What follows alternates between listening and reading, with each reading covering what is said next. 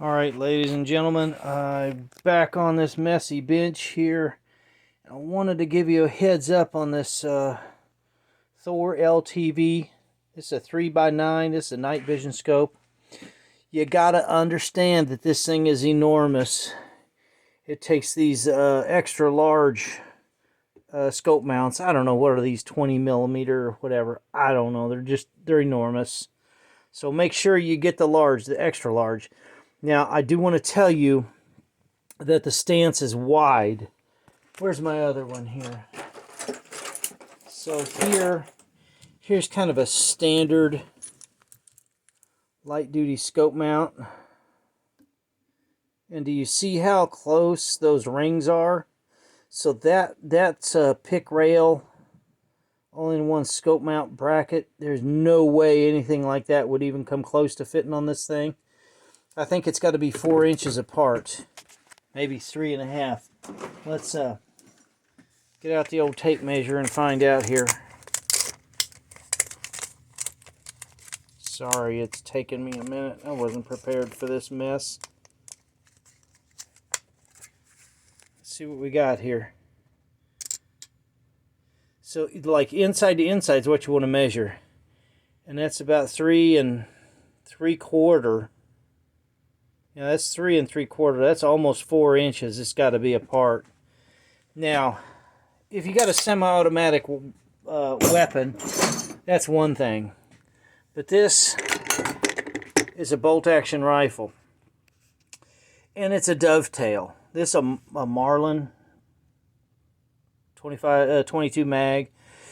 Being that you got a bolt-action rifle and you got a dovetail, this ring will not fit here and allow 4 inches to here. You get that?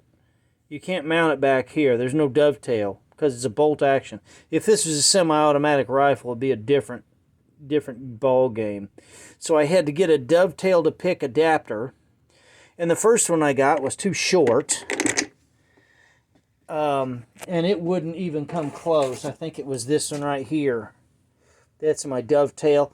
That's not even close enough. You can see, you can actually put it between the scope rings.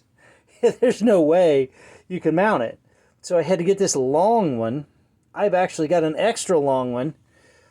Another problem, just a heads up now, you get these V-Life or whatever the hell they are, scope rings, you can see it's got some mill marks on it. Well, it's because my grinder wrapped around it. But yeah, you've got to take these locks and you've got to mill them out. And there's a button on the bottom. You got to mill this button on the frame. You got to mill it out because this has got a bump stop on it.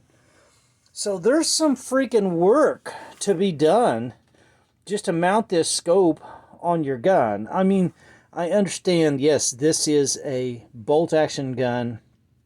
Just a little bit different, and it's smaller. It's 22 mag, so it's actually a smaller rifle. It's got a smaller upper receiver on it, and you don't have the luxury of a stretch. So if you have a newer rifle or an AR or anything, it'll go right on the pick rail, no problem at all. But just, you know, keep in mind, these pick rails, for some reason, these pick rails aren't the same, man. They're not the same. This thing was bolted onto the short one and clamped down just fine. But this longer one, for some reason, it's just a hair smaller. And the extra long one's smaller too.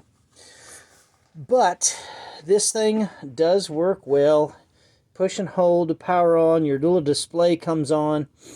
Now, I messed up when I went to set my zero on my target. If it hit like dead center in the middle of the target, well, I was up and to the left, right?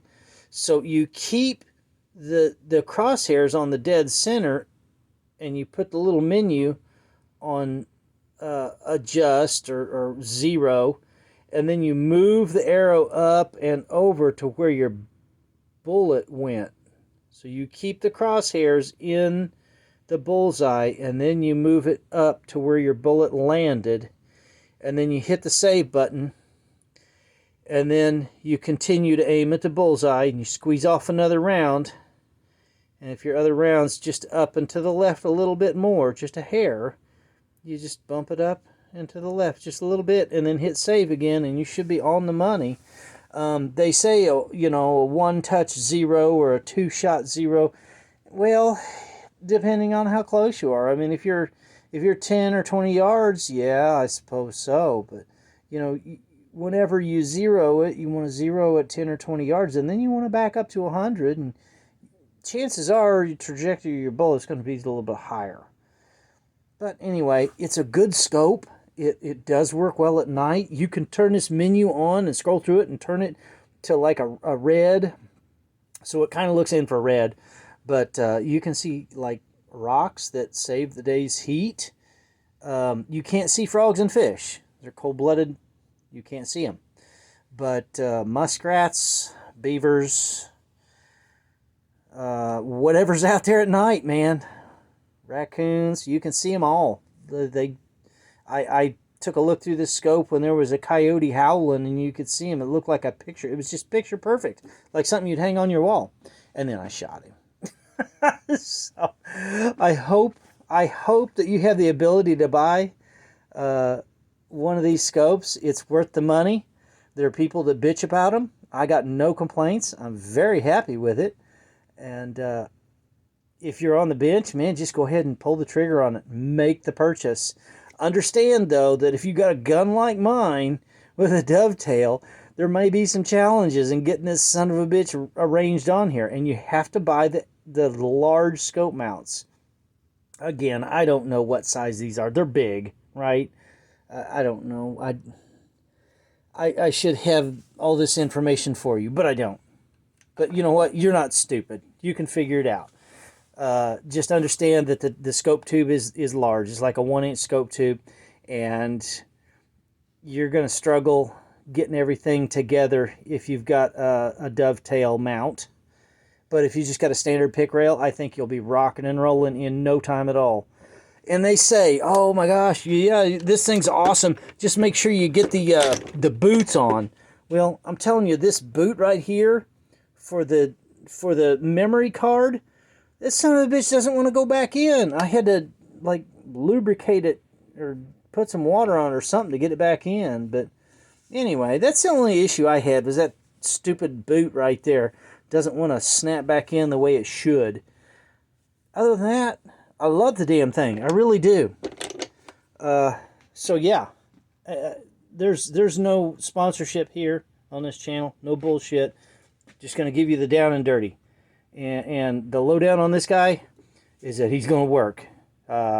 I've taken game with it, and the zero is good. The battery lasts a long time. The illumination is good. The zoom is okay. When you start to zoom in, you start to lose clarity. It gets grainy, but you know, you still got a target, and you still got a crosshair. So get that apex and squeeze the trigger. All right, be safe out there. Have a good one.